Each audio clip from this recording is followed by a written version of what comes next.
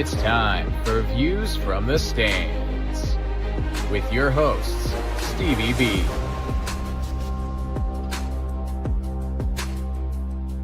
G-Mike, and BC.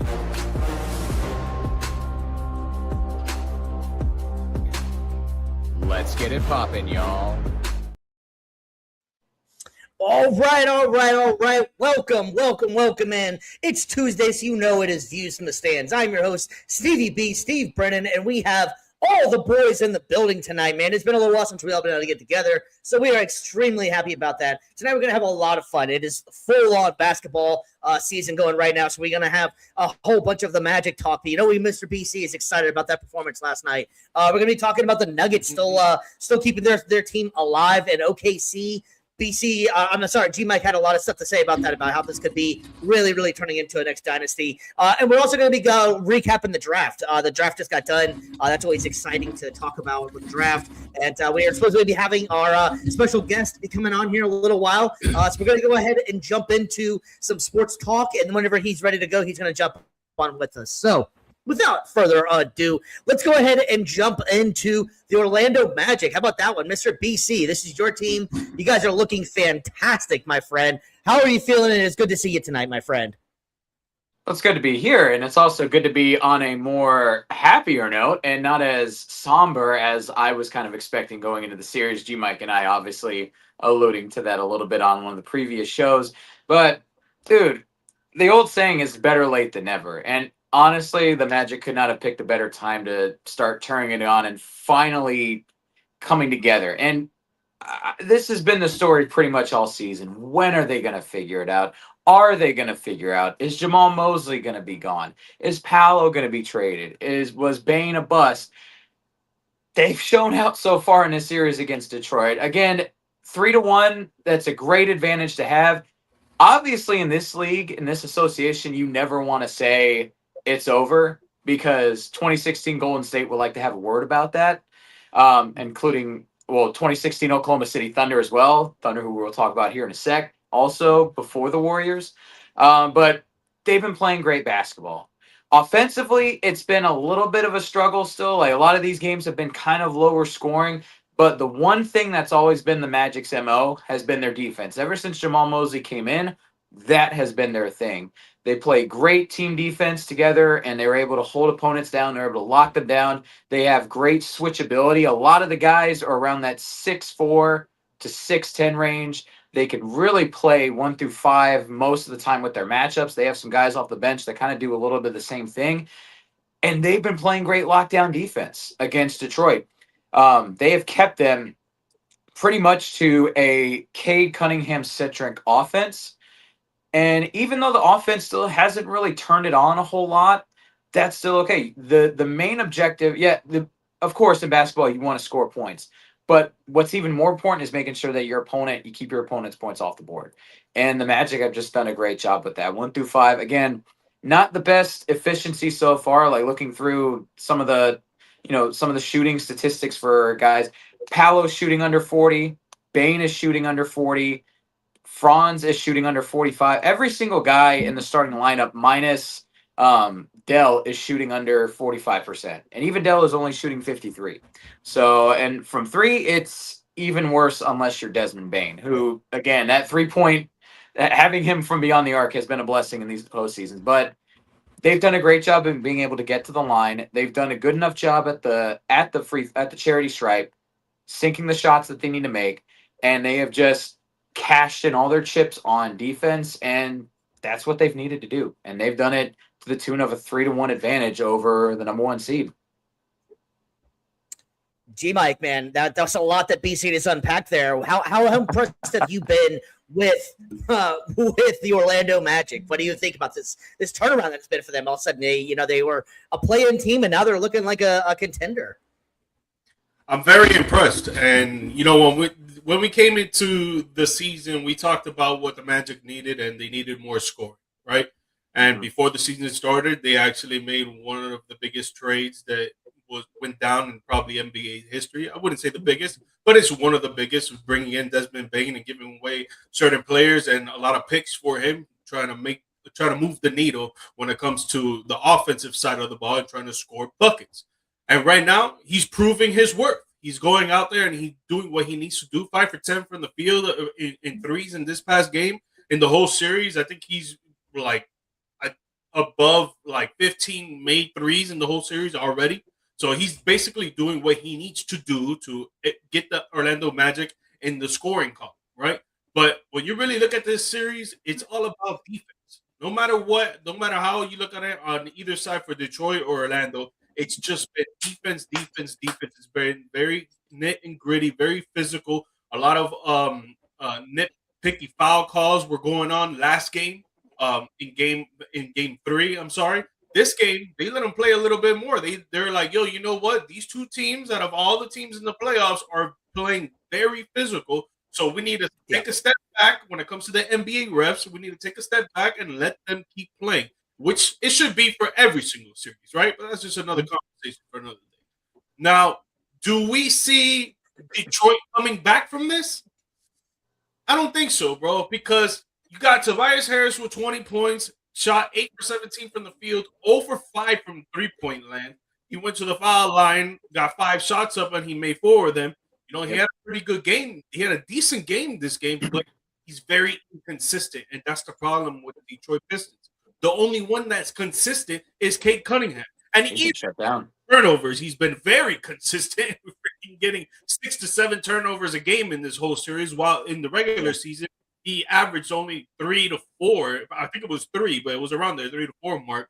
And you really got to step back and ask yourself, if the Detroit Pistons are going to come back in this series, who else is going to help keep getting them score the ball efficiency and consistently? Because Duncan Robinson's not doing it, Tobias Harris is not doing it, and Jalen Duren looks like he didn't even show up this series. It's offensively, and it's. Well, I think that's the answer. I think that's the answer to your question right there. Is Duren? I think Duren is going to have to make a major turnaround, in which it's not any surprising news to anybody who's been watching the series. I think that he is the key factor in this whole situation. I think that this is what we've been talking about with Detroit. As I think they're offensively, I don't think that they can hang with some of these teams. That's why I've been slightly calling them more of a March Madness kind of team, because they can bully you and they can beat you up. But unfortunately for them, Orlando can play that same style of basketball. And for a series, that's where the problem's going to come in for them, is they don't have enough consistent scoring with these teams.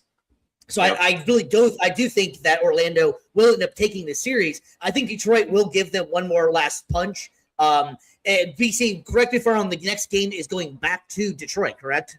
Yeah, it's in the 2-1, or not the 2-1. It's in the home for Detroit. So I could see them taking the next game. You know, maybe the Magic let off the gas a little bit, but I will say they've been turning it on at Kia Center. And the other thing about this series is this whole series has been decided by 10 points total.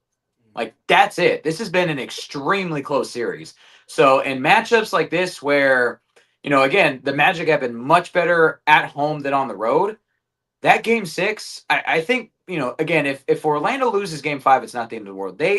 But when it comes to game 6, the pressure is still on Detroit, and Orlando at home, they've been great. And those few points can really, you know, those few points that you need to pull ahead in this can really swing in favor of the home team at home. And then I just want to throw out as well, just as a little shout out as well, like Wendell Carter Jr., we talked about Durant.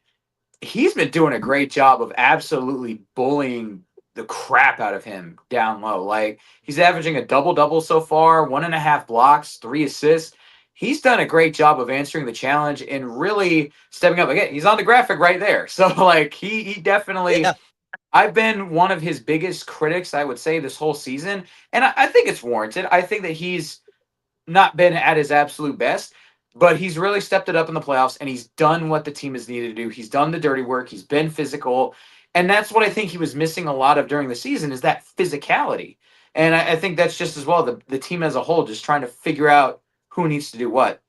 But shout out to him for being that physical presence down low that's been able to bully and contain Jalen Duren. And then also, too, Cade Cunningham's stats, like we talked about how he's been balling out, he's still very inefficient while doing so.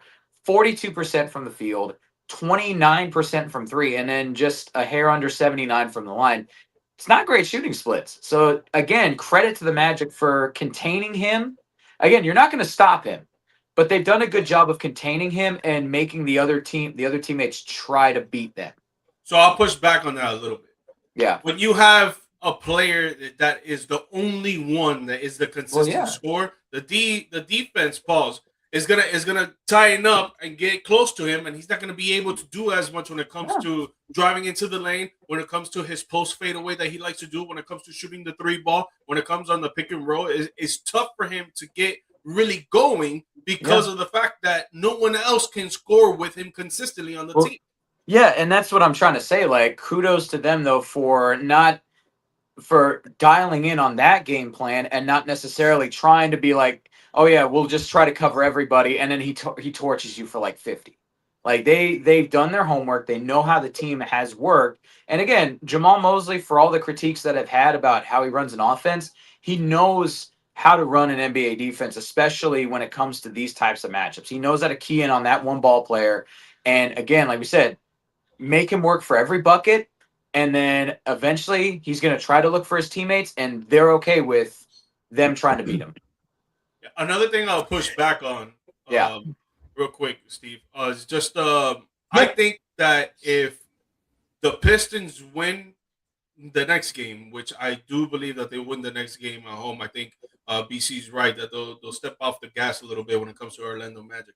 But I think that the pressure is on Orlando for Game 6. Mm-hmm. I don't think the pressure is going to be on the Pistons already, because they already know that the pressure is on them right now when they win Game 5.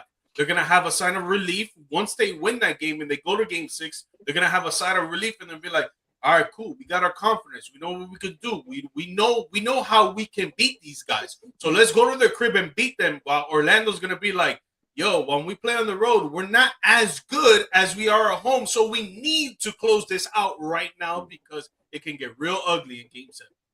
Yeah, my only thing where I'll push back a little, again, pushback of a pushback of a pushback.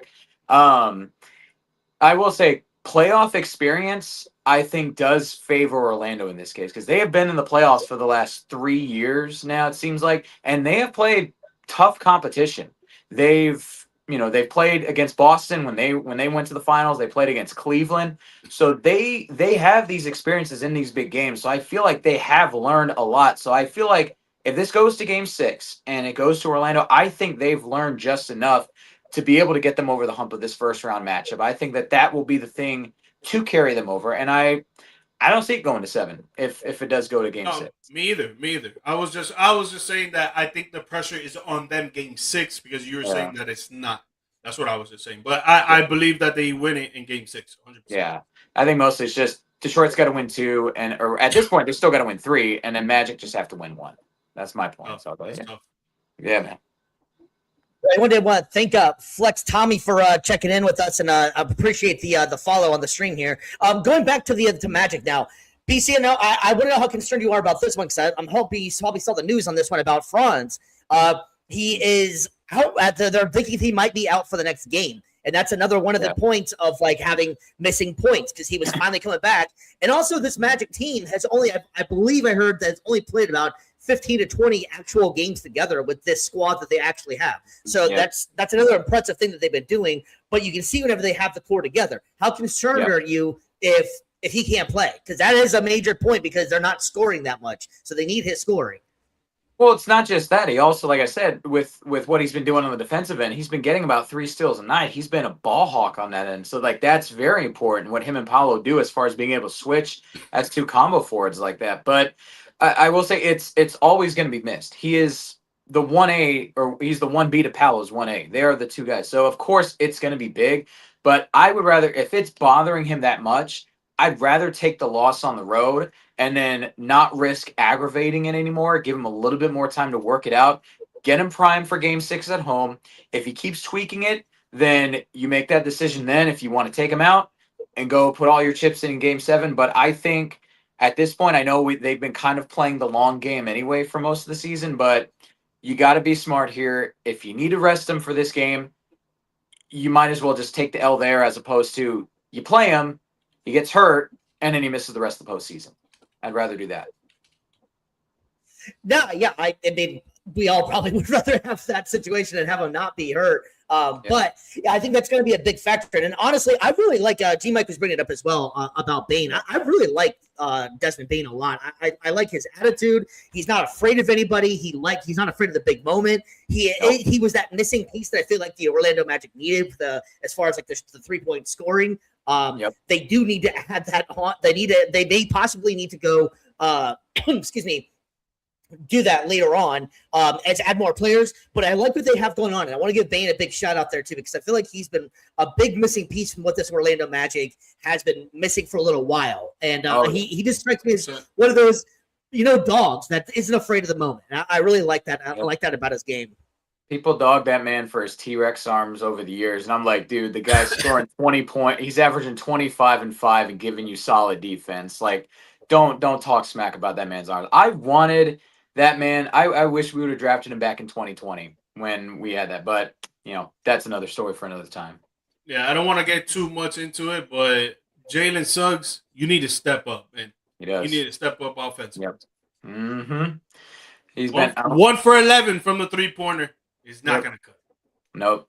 Regardless of your defense. And there's another guy on the roster that is coming for that spot, Anthony Black. So it's like if AB keeps balling out and Suggs keeps struggling, don't be surprised if maybe in the offseason you might find Suggs linked in a trade package or something like that. Because AB, 100%. He's had a borderline breakout season this year, and I've loved what he's done. Might go for John Morant. He was there at the game. That's what I'm going to say. What was that all about? I know him and Bane, all those guys were boys and stuff like that, but that's an interesting look that they were so close on screen and everything like that. You never know. I think that they just also too. Was this on a broadcast or were they also spamming it a lot in house? Because I could also see them like. Oh no, they were at the game. Yeah, no, well, yeah. What I'm saying is like I could see you got celebrities there. They're gonna put them up every like 5 seconds. That's the nature of the biz. But yeah, it definitely was interesting seeing Ja there. So I don't know if that's a precursor or anything, but hey, if it is, we called it first. Yeah. Exactly. Well, before we jump into the next segment, we want to do a little bit of advertising, if you will. We want to give a shout out to Podmatch. Podmatch has been a fantastic company to work with. They've been helping us out with everything we've been going through for the last few months. And so we highly recommend, if you're going to do any kind of podcasting, to get with Podmatch. We've been able to interview all kinds of different people. Kelly was a great guest we had last week. Hopefully Zach's going to be able to make it on tonight. AM Pfeiffer, man, we just had so many cool people. Now and then podcasts. Who else we got on here, guys? On the Sports Chasers. We've just been able to really work with a lot of great people, and we all met them all through Podmatch. So we want to make sure we give a special shout out to them because they've been holding it down for us and really helping us out. Yep. And I also wanted to try one more quick little plug out there. Still up and fresh. It's still pretty new out there, but we have our very own store up and running right now. Check it out up there on the screen for you guys, man. It's the VFTSstore.com. You can see it underneath my little handles down there. Man, we got some great stuff on the site. Please check it out. I guarantee you'll like it. We're just still trying to promote this thing and get it out there. This shirt in particular that I'm wearing tonight is a golf edition shirt we have. This one is available for purchase on the store. It is great material, and it looks awesome and feels great when you're out on the course or just in general. So we really appreciate all the people out there that's already bought and plan to buy from our store. So really appreciate that out there for you guys.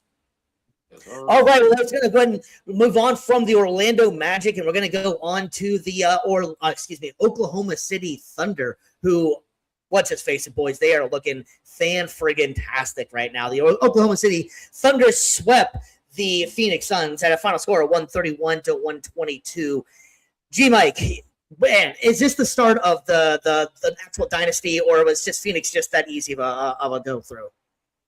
I think it is the start of a dynasty, man. I mean, dude, you really look at how they played against Phoenix. Phoenix did not play bad. If you actually look at the numbers on each and every game, I think the first game, Devin Booker had, cold feet, a little something, but he started to pick it up game 2, game 3, and then game 4, he played good. Dylan Brooks came to the show. He played amazing defense while he was still playing some pretty good offense. Jalen Green was shining bright when it comes to scoring the basketball.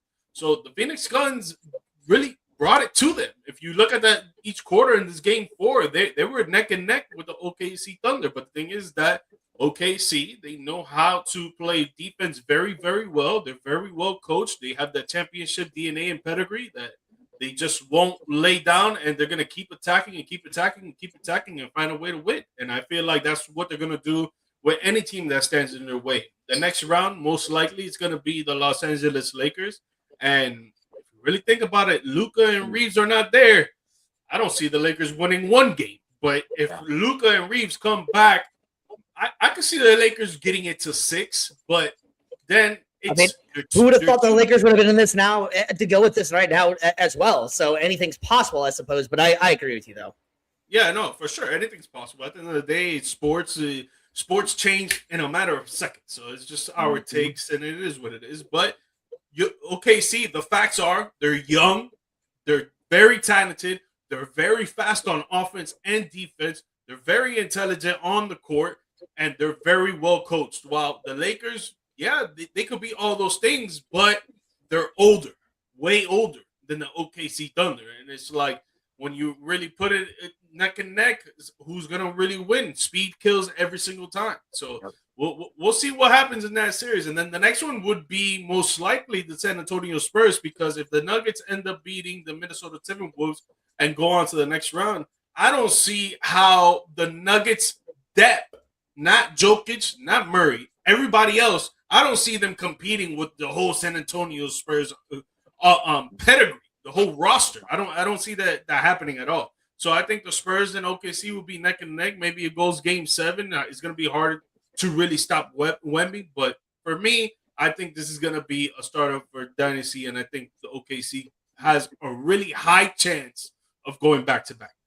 Yeah, I agree 100%. Like you said, this is a team that just seems to have that perfect storm of youth, but just also sheer talent just colliding at the same time. And most of them are in team-friendly deals. If I'm not mistaken, I don't think anybody's in a contract year this year or the next year.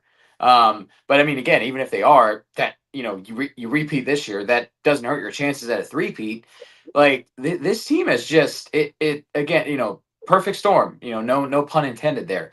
But yeah, they're just built to win in the modern league, and they're built to win right now. And I'm just speechless. Like this is a team that we've been seeing for how many years that has come so close at the precipice for having a dynasty from back in the early 2010s to now. And I'm just in awe. I love it. Like I'm happy to see this team finally getting the not the credit, but the recognition that it deserves. And as far as a matchup, like you said, I don't see LA being a challenge for them.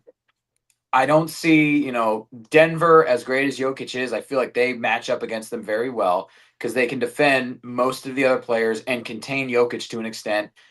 Spurs and them, it's going to be fun. If that is our Western Conference Finals matchup, that is probably the best Western Conference Finals matchup. I think, can we say all time?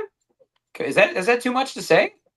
Maybe in the last decade at least? At least in the last decade. Like that I would say this maybe top Golden State Houston from the late 2010s. I feel like this could. Honestly, The Nuggets against the Lakers with Carmelo and Kobe, that West Finals was crazy good. At least in the last 10 years. So going back to like 2016, maybe you could say that. But yeah, I think if they want to match up well against San Antonio, their best option, you gotta throw Chet at Wemby. It's not the best matchup, but it's probably do your best. Yes. Do your best. Exactly, and just let Shea cook, man. Like they'll figure it out. Well, here's what the other interesting thing about what OKC and the topic of dynasty is that this has worked out so well for them. They have so many draft picks going forward as well. I was just trying to look it up how many they exactly have. The crazy thing is that it's multiple like first rounders from just moves they've been able to get off players at the right time. And this isn't over for a little while. So they can even turn some of those picks into either future players or just draft the talent and just keep the thing going. Like it's impressive as hell how they were able to really do what the whole tanking thing was supposed to be all about and really rebuild. But they also didn't really tank per se, and in the aspect of how some of these guys are now. So I think that they were just good GM decisions, good moves, and it pays off whenever you have somebody in charge that knows what the hell they're doing. And so it's just been it's been a great time to watch them. And honestly, I like a lot of the players that are on the team. I like the way that they play as a team. They generally have this whole team aspect going, and it's not like SGA is the star on the team, obviously, but you don't hear Chet ever being bitching about I'm not getting the ball. You don't hear any of the guys on the team ever, I need my touches or anything. It's all about getting the rings and all about getting the wins. And that's all that matters. This FGA is off one night and Chet takes it over. You're going to see him on the sideline cheering him on just like he would if he was getting his 20 points a game for the next 150 games, whatever the hell it is. So I just think that Oklahoma City is really well put together. It's going to be interesting to see what happens going forward. Obviously, the Lakers have to kind of close out that series and see how things transpire with that. I'm thinking the Lakers are going to be probably able to get past the Rockets. They only need one more. Am I correct in that one? I didn't get a chance. Yeah, it's just one. They just need one more. That's at now. Yeah. Right, and I want to say Durant might be out. If he is, then he just has been a kind of a shell of himself to begin with in this series as well. And we all going into this, we all kind of thought that the Lakers really didn't have much of a chance. And man, LeBron put the team on his back like he has in the past, and these guys are just playing well. So enough about that one. We'll get to the Lakers and all them in a couple of days, but got to give props where props is due. And the Oklahoma City have just really taken over and swept, and they've been looking really, really good. So, yes, we're going to go ahead and move on to let's do one more little ad real quick. And we got to get a shout out as well to Varsity Sports. Varsity Sports has been fantastic for us, as well as Podmatch. By just putting stuff out there. You want high school sports, you want any kind of local sports, they got you. It's a free app. You can find them on your iOS, on your Roku, Apple TV. Check them out. They've been helping us out from the start. Awesome company. And they're only getting bigger. They got some new leagues that they're going to be getting involved with. So a lot of good stuff coming for Varsity Sports. So let's go ahead and move on to the other major, the other major series that was going on there last night. And that was the Denver Nuggets taking on the Minnesota Timberwolves. And the Minnesota Timberwolves are, unfortunately for them, coming in limping for sure. And it showed in the game. Now, Minnesota definitely gave it a run for their money. They didn't get totally demolished, but it was definitely a Denver win. And Jokic doing what Jokic does. Finally, he was able to get that game that we've all been waiting for. He's been kind of struggling a little bit in this series. And so he goes 27, 11, and 16. The team just looks like they're finally ready to take that jump and move on in this series, I think. And it's just a shame for Minnesota because they have been playing really tough. And without Anthony Edwards out there and DiVincenzo, I think it's just going to be very hard to be able to beat. Now, Denver did put themselves in a hole in this situation. What are they? They're down 3-2. So Julius Randle has been giving it all he's got, and he's been really just a great player. I think from whenever he first got drafted in the league, I think that some people are trying to call him a bust, and it wasn't working out right. And I think it just might've been the setting. And sometimes it just takes a little bit of time for these people to develop. So I'm glad that he's finally coming into the potential that we all saw when he was drafted. But it's going to be a tough measure for him to be able to get past Jokic and the Denver Nuggets. G-Mike, man, how are you feeling that there? Is this over? What are we going to do with this now? Or are we just going to say that it was, riding that momentum of having the last team out there? What do you think?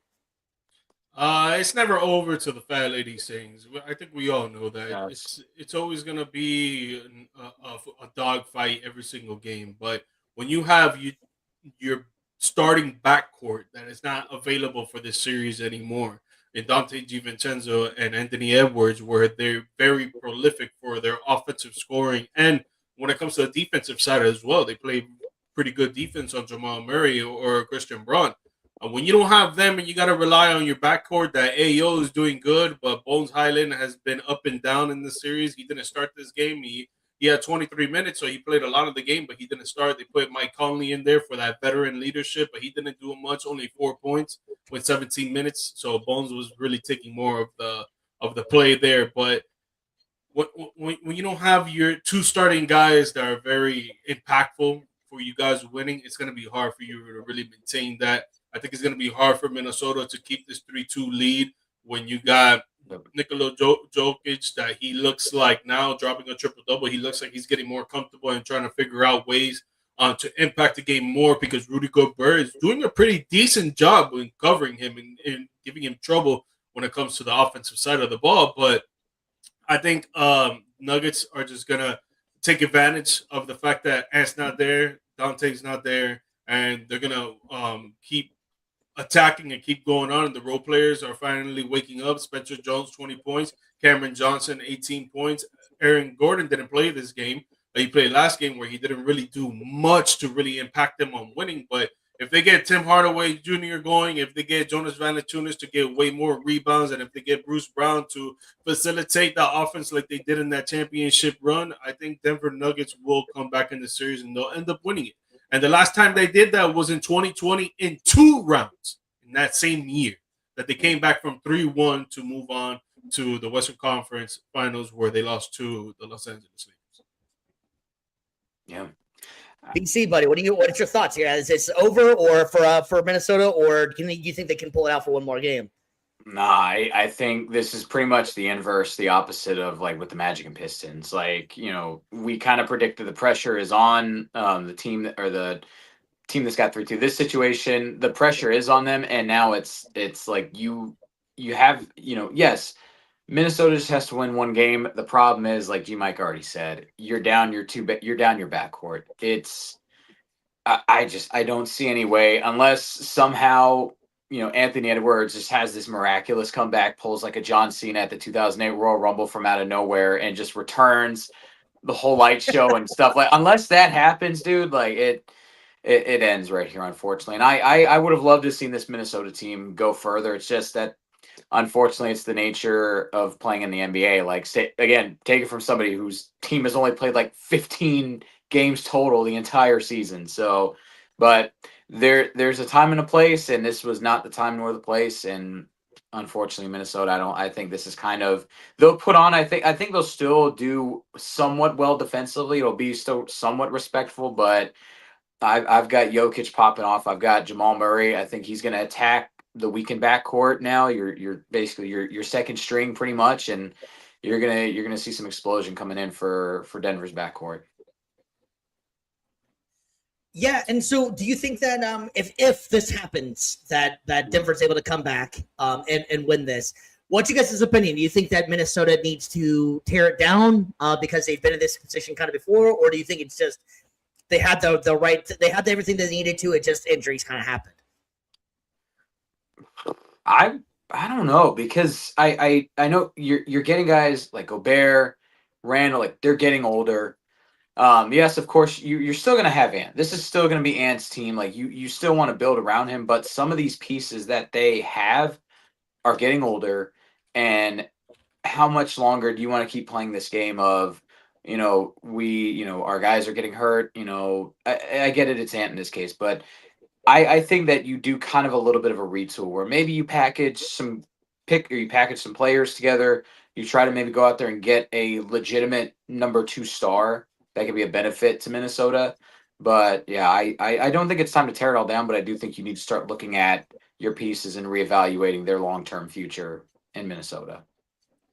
I think you run it back, man. I think they've been good the last 2 years getting to the Western Conference Finals. I mean, they end up losing to OKC, where they end up winning the championship, and now you end up losing 2 of your main starters in what were freak accidents, really. And you know, it sucks, but I say just retool. I mean, you guys got what it has to get to the Western Conference Finals. Obviously, maybe this year against OKC, you could have done something a little bit differently. Who knows? Because we're not going to be able to see it with these 2 guys being out, because Ant's going to be out minimum 2 weeks.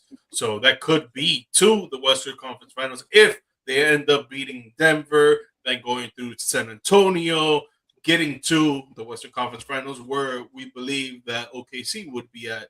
So who really knows on what you can really do? I think you know, your team is very good where it's at. You just got to get healthy, retool, and I think you run it back.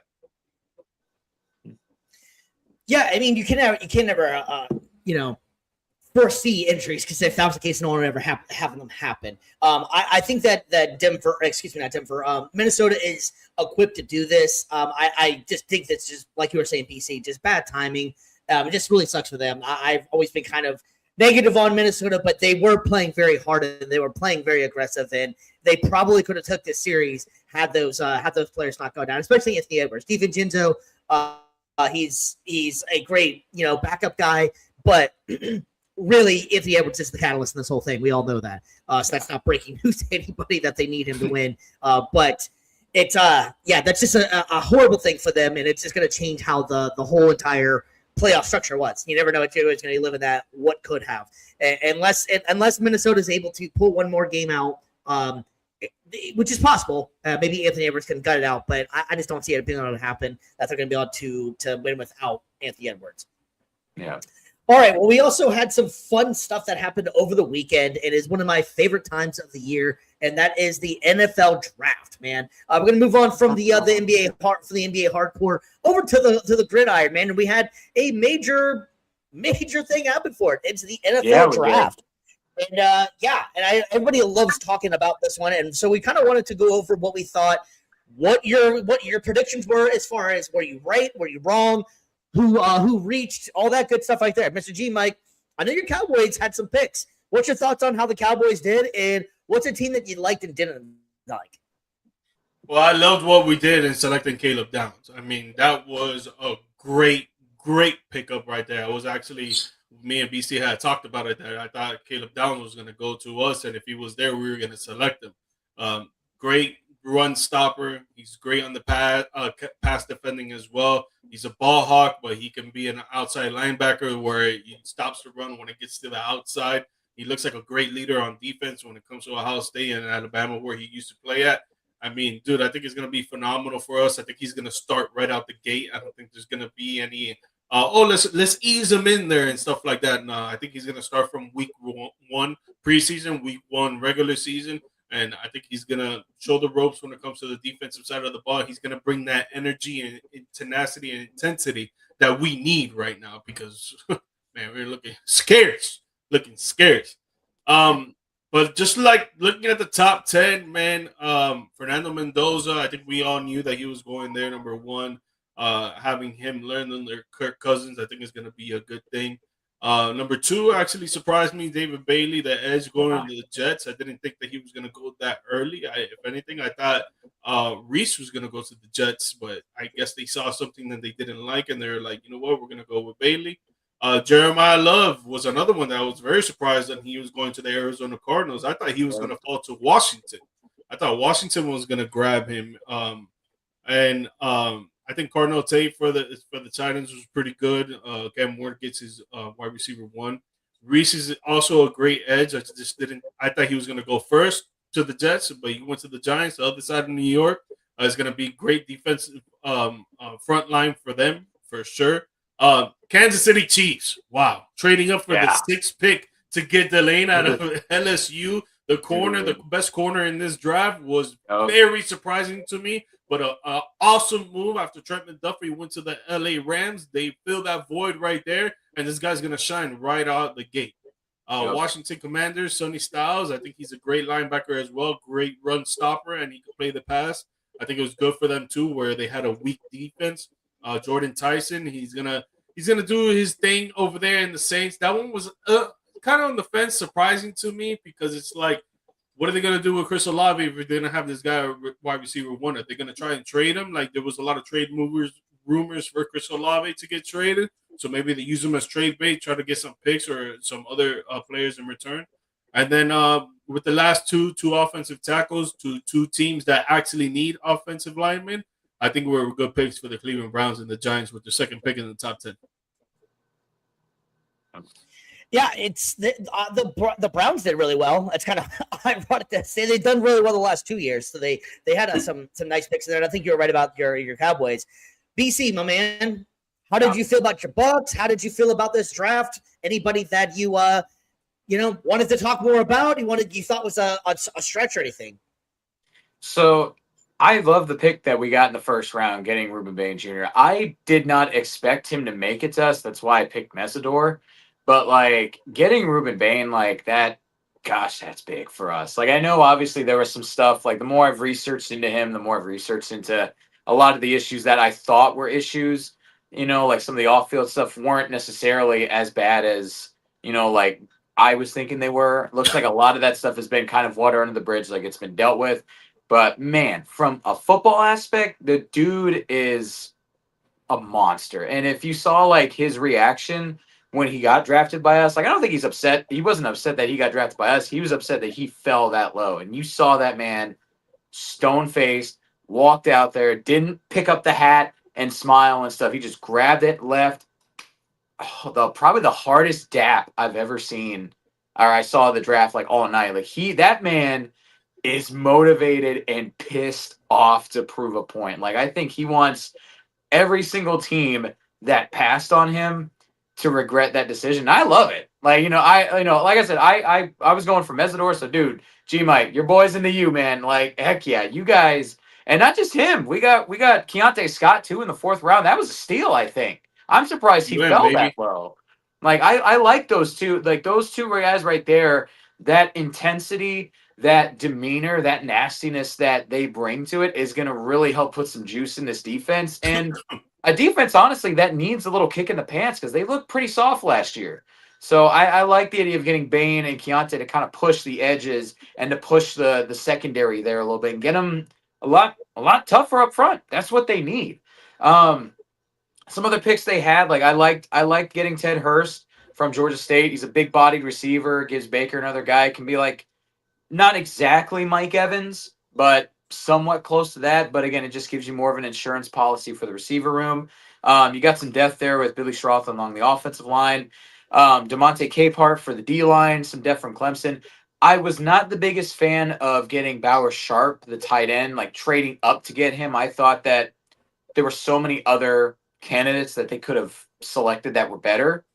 And also, I felt like we're going to my first reach. I think Josiah Trotter out of Missouri was a bit of a reach because, yes, Miami Dolphins came in and took my boy, Jacob Rodriguez from Texas Tech. I was sad. I was bitter.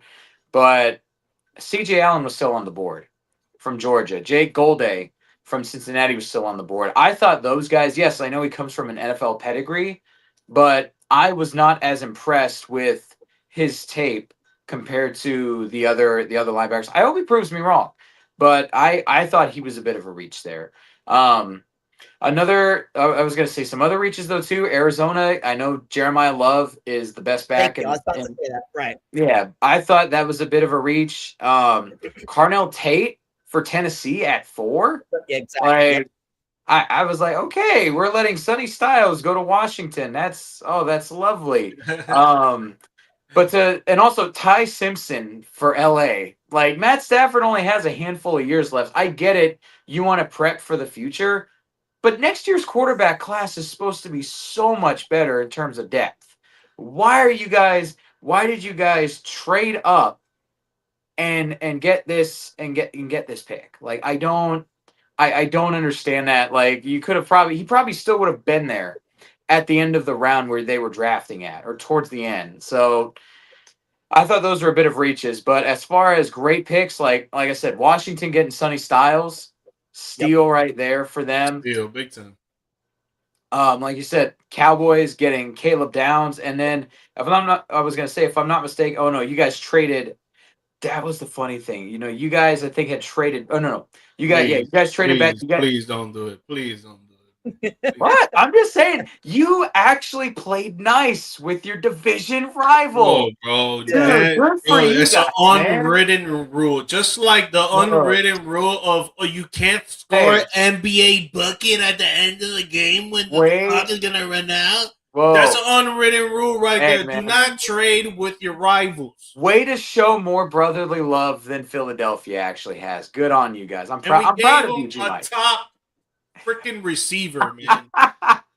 But hey, you got Malachi Lawrence from UCF. I'm sure that's going to work. We could have gotten Mesidor. That's why it pisses me off, because we would have been at 20. We could have gotten Mesidor. Oh, well, man, that's the way it goes. But, that aside, I had to throw a little bit of shade there. Caleb Banks to Minnesota, bit of a reach, I think. Great talent. I think that I think that there probably were better tackles at the time. But like G. Mike alluded to, Kansas City, their first 3 picks, cornerback, the best cornerback in the draft. You have probably, I would say, probably the best or the second best interior defensive lineman in Peter Woods at the end of the round. And then also, too, getting R. Mason Thomas, a top 4 or 5 pass rusher in this draft, too. Like, that was steal, like home runs for Kansas City with their first 3 picks. And then, of course, again, I'm going to double down on it because I think he's going to be the defensive rookie of the year. Jacob Rodriguez out going to Miami. Like, great pick for them. I'm calling this is the spoiler for our award predictions in the next like 3 or 4 months right now. Jacob Rodriguez will be defensive rookie of the year. Nah, Caleb Downs.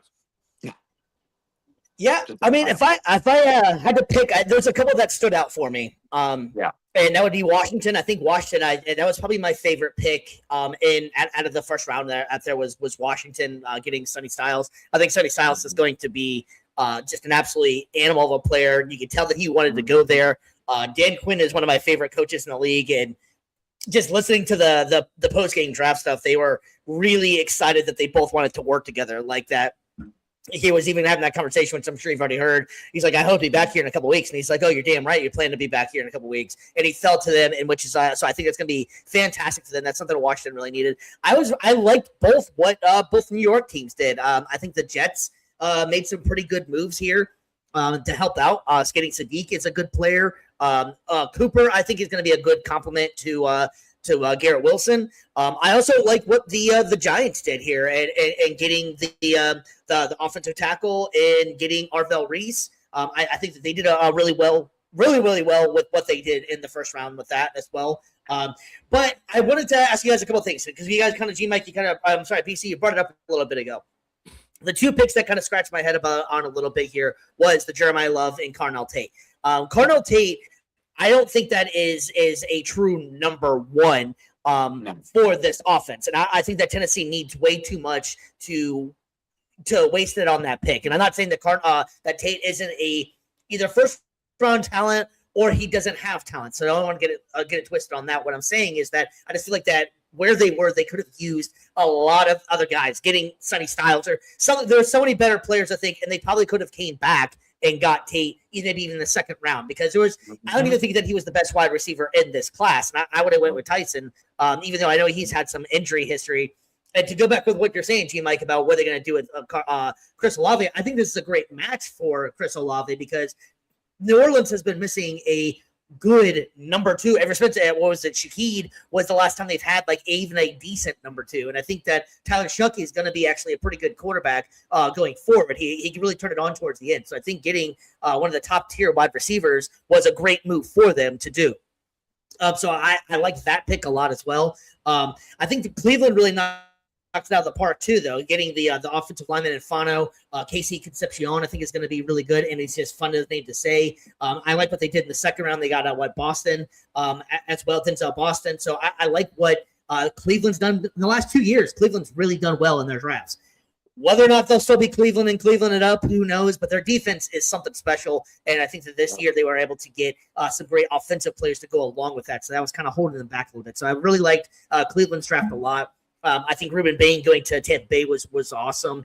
There was definitely some interesting picks, to say the least. You know, that happens every year in the draft. We're kind of like, oh, okay, Ty Simpson. Now, that one is an interesting one, and a lot of people have mixed feelings about it. And you can go with the quarterback class is going to be better next year. But if you read the writing on the wall and where the Rams are set up, they're really looking like they could be Super Bowl contenders, and I'm pretty sure they are the Super Bowl favorite going into next year. So if they do exactly what they're on paper supposed to do, that means their pick isn't going to be till like the 32nd pick or so, maybe 31st pick somewhere in there, unless they have to make some moves. So maybe that's why they went ahead and saw that they can get Ty Simpson, get him now, and let him grow in the next couple of years, and get him on that rookie contract so that they can maybe extend it. That's all I can think of. I don't think that Ty Simpson it was the worst pick. I don't think it was like the Michael Penix thing where that was way too early.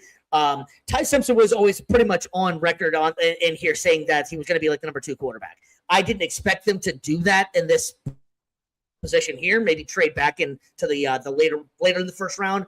But they did pull the trigger there, and I think that they like what they saw. And you'd rather get a guy that you can build with over time that actually has some talent, I believe, than having to just go forward in the 3rd or 4th round because you have to make those picks. So I'm not totally against the Ty Simpson pick. It was a head scratcher a little bit, but I'm not totally against it. I can understand what they were going with on this one. G-Mike, what's your thoughts on the Ty Simpson move?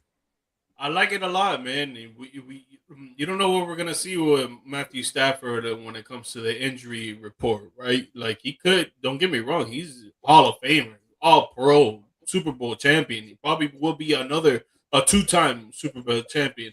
But you don't know how really he's gonna get going through the season. You don't know if he's gonna stay healthy, right?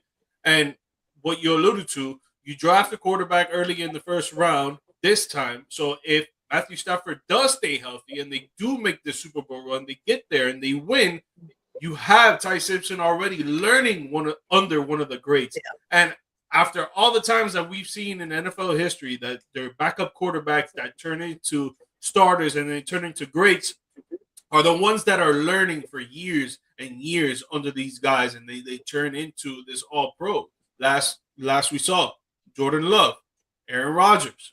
Like the list goes down and down. Like I think it's a good pick. Yeah, a lot of people can't say that it was very early in the draft for sure, but I feel like there's a writing on the wall, just like Steve said. Of we know what we have right now, and we want to prepare for the future. Yeah, I feel like it's also a pressure situation as well. You know, they still do have Stetson Bennett, who they do like. But you have that rookie contract deal, which was such a big thing. And they can also tag him for the 5th-year option if he is what they're hoping he can be.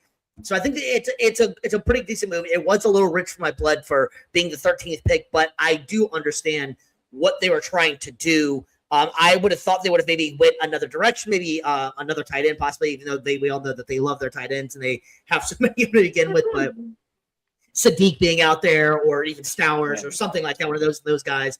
But I do understand why taking Ty Simpson there, and it just alleviates the pressure, almost like Mendoza in here when signing him under Kirk Cousins. You got time to learn, and that's what you want these guys. If you guys really are wasting picks on it, you want them to learn. Yeah, I feel like they could have addressed it. Maybe I think they could have maybe used I think he would have been available to them in the 2nd round. I think. Yeah, I don't know. I agree. But yeah. What would you say for them to draft? Put the draft graphic back up, Steve. Sorry.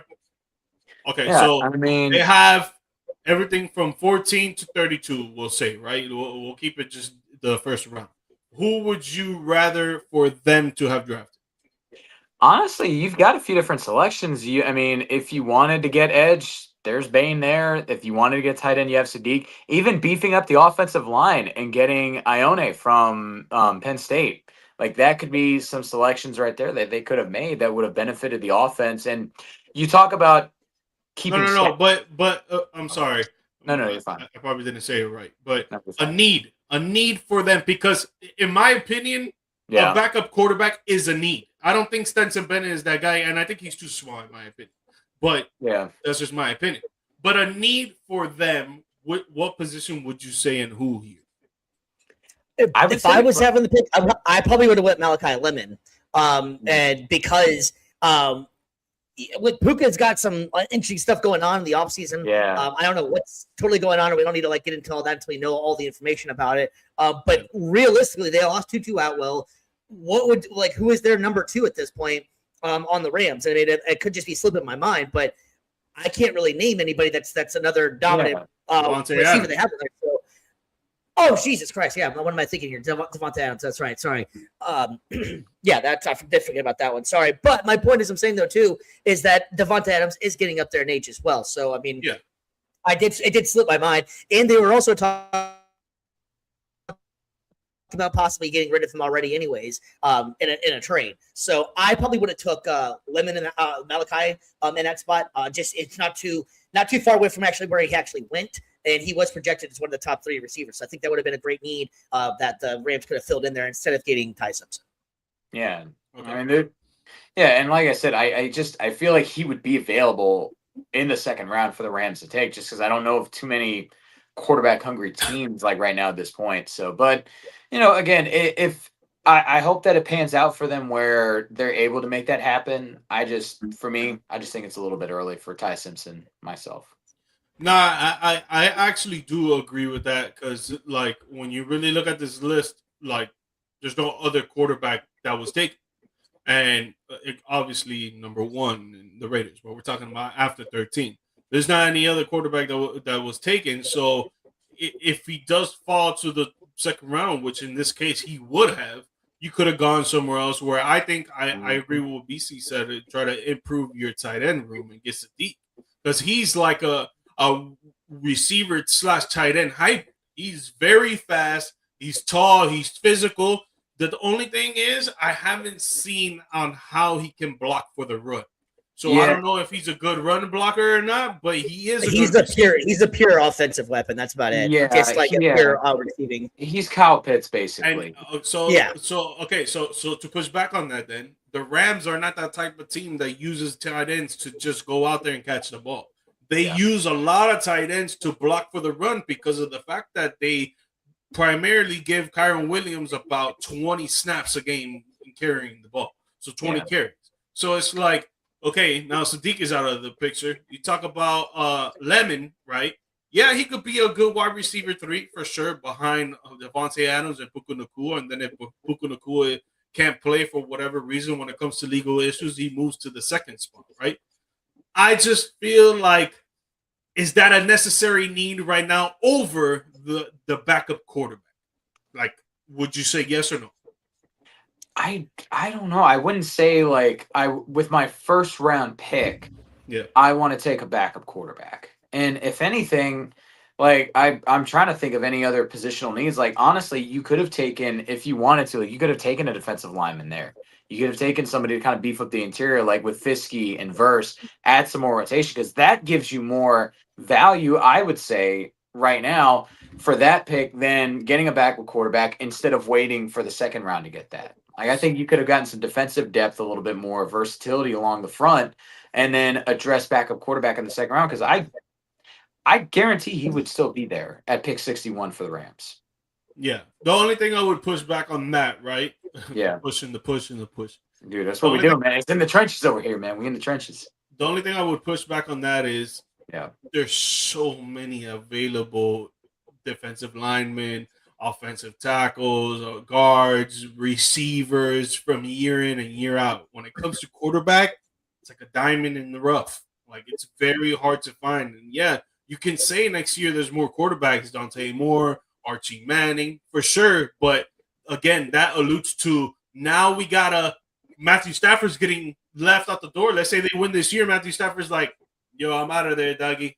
Peace. Yeah. Now you got to draft a quarterback, and now he's got to learn the reins and go out there and have all this pressure. Wow, you have a quarterback already that is pretty damn good. I thought he was pretty damn good at Alabama.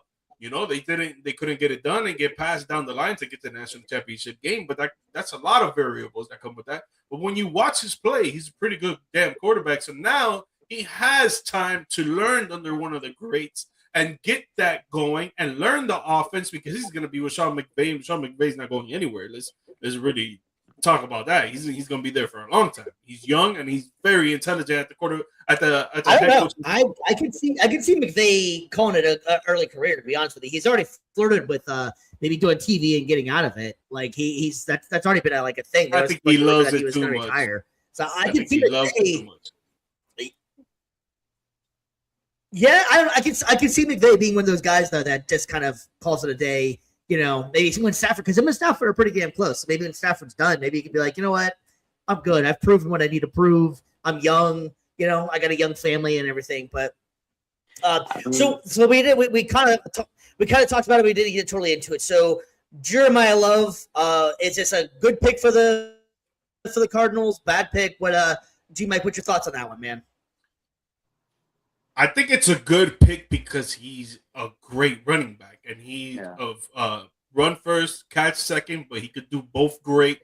He could block as well. He's very physical. He has a high vertical, so if he wants to, he could jump over guys, pause.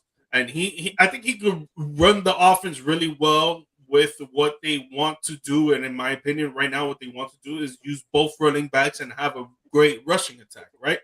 And they drafted Carson Beck. While Carson Beck took UM to a national championship game, he could be a good game managing quarterback. And what's good game managing quarterback? A great rushing attack. So I think it's a good pick for them. Now, should they have gone another round and choose someone else? Yeah, I think they should have chose someone else. They could have got Sonny Styles. They could have got Reese. They could have got Caleb Downs. They could have got Ruben Bain. Like, I don't know. Like, if you were already going for Carson Beck, you already had that on the table. You know that he was going to fall in the second round and you were going to be able to get him, or in the third round, because I think they got him in the third, if I'm not mistaken. Yeah. So you knew that was going to fall down. So you could have gotten other pieces where your defense wasn't great. Your offense was atrocious. You could have stacked up in other places, right? But again, Jeremiah Love is a good pick. He's a good running back. So I'm not mad about it. I was just surprised when it happened. Yeah. And I will say, shout out to them for getting probably the best guard prospect in the draft, Chase Basantis from Texas A&M. Dude's like 6'4", 6'5", 330, and an absolute mauler up front. So that's a guy that you want clearing the lanes for Jeremiah Love right there. So they doubled down on the run game there, getting yourself your all-around back, pairing that with a big physical guard that can pull. That's exactly what you need. So I may disagree with the method, but hey, at least they were able to they didn't just take a bunch of random pieces. They went in there with a general strategy of what to do. And I will say, going briefly off topic for a second. Pushback I would have. Okay. Oh, I was like, all right, man, you gonna pop off? Push back. Go ahead. Gonna push back? No. Yeah, the only pushback I would have about taking Jeremiah Love is the fact that they have Trey Benson. They just signed Tyler Algier. They have James Conner still. They didn't need to get another running back out there. So, like, that's the only thing that I can understand. You're taking best player, and some people had him as their number one player in the draft. But that really wasn't a need that they needed to get. They did just get Trey Benson not too long ago. They just signed Tyler Algier. And James Conner, although constantly injured, is still a workhorse back for them. So now they're going to have, that'd be 4 backs on this team. I mean, granted, you can constantly rotate them in and out, I guess. I mean, there's a new guy every time. But that just goes back to they're about to set the team rushing record for a single season right here. 4,000 rushing yards. That's not gonna happen. Trey Benson had his chance last season when James Conner went down to prove himself, and he did not. He had a few good games, but that's it. He did not. So he's gonna be. Benson got hurt though too, didn't he? I don't know if he got hurt, but I know that the games that he had played in, he didn't do as great. I think he had one good game. And I think I tried to trade him in fantasy, trying to get him going to give him to someone else, use him as trade bait. It didn't work because he only had one good game. And then Tyler Algier, he did. He had some red zone plays for sure behind Bijan Robinson and Atlanta Falcons that he did a decent job, but he's not a back that I think I would give the ball 20 times to if you're looking to rush attack, right? I think I would go with basically a generational running back. I think Jeremiah Love could be that. Again, I don't think it was the right pick. I think you could have gone somewhere else, but I don't think it was a bad pick either. Yeah. And I will say before we, move on to our next topic or wrap it up or anything, I want to give a shout out. Like we always talk about like the best picks and the guys like in the top 10 and stuff like that. But dude, every single year we got one guy always gets drafted at the very end, the spot nobody wants to. It's been whether you're in the NFL draft, whether you're in kickball, whether you're in flag football in school, nobody wants to be picked last. So, but I want to give some love. Quick shout out, Red Murdoch, this year's Mr. Irrelevant, picks 257 going to the Denver Broncos. The NCAA all-time leader in forced fumbles is your Mr. Irrelevant this year. Shout out to that man, Mr. Red Murdoch. Let's go. Turn up. Let's go. He's going to do wonders. Yes, sir. All Special right, so team Trey days. Benson got hurt in week 4 and didn't play for the rest of the season. How many games did he play? So that's all I'm saying. So he played 4. played two games He was after only James Harden? he was yeah, so he really didn't get a chance to play very much the last year. So that's what I was saying. Like that one is just a weird one to me. You have all those guys, and you just give money to Tyler Algier. So why? Like it's almost like what the Falcons did with paying Kirk Cousins and then drafting Michael Penix Jr. You know what I mean? Like you just spent the money on that. Why are you going after this? So that was just a weird pick for me in that one. And I think, like we were all saying, I don't think it's a downgrade or anything like that, or whatever the proper term would be to say that. I'm not talking bad about Jeremiah Love, because I do think he is probably, if not 1, 2, or 3 best player in the draft. It's just the spot. Like, why did they do that, or does that really fix Arizona? You're only as good. I mean, take Ashton Genty. Ashton Genty had a mediocre year, had a pretty good football year, if you will, but like not to the expectation people had. But you can only do with what the team you're on. So I don't know. That one just surprised me that they ended up taking him there. I thought Tennessee would have been a great spot for him, or Washington was going to be a fantastic spot for him as well. But who knows? You never know. It could work out perfectly great. We could be talking about, hey, maybe that surprise when we had the Arizona Cardinals win the Super Bowl next year. You know? Yeah, man. That's sports, baby. That's sports. Don't make sense. Well, fellas, I think that is going to wrap it up for us tonight. Unless any of you guys had anything else you wanted to throw on the draft or anything anymore, or are you guys good? Oh, man, I said my piece, man. Mr. Irrelevant, show that man some love. That's all I got to say. There you go. Showing everybody some love. All right, fellas. Well, that's like I was saying. We're going to go ahead and wrap it up. Please give a like and subscribe to the podcast. We're on all the socials, YouTube, Amazon Music, where else? Apple Podcast. Anywhere that you guys can link in some podcast, we are damn sure on there. Please check out our store as well, VFTSstore.com. Lots of good deals on there, lots of great quality products, and that's what's going to help us continue to go on and do what we've been doing with this podcast. G-Mike, you have anything for the people before we take off?